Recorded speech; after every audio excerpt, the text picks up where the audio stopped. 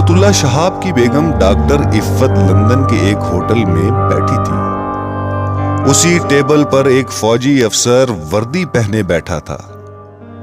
फौजी अफसर ने डॉक्टर इफ़्फ़त से पूछा, लेडी, आप मुसलमान हैं?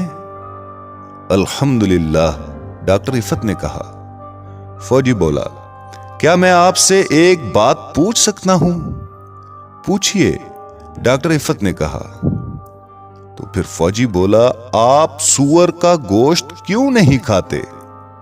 इफ़्फ़त ने कहा, मेरे अल्लाह का हुक्म है कि मत खाओ, इसलिए नहीं खाती। फौजी बोला, इस हुक्म के पीछे क्या दलील है? इफ़्फ़त ने कहा, आप फौजी होकर हुक्म के मफहूम को नहीं जानते, हुक्म की अजमत को नहीं जानते। हुक्म दलील और मसलहत से बेनियाज होता है।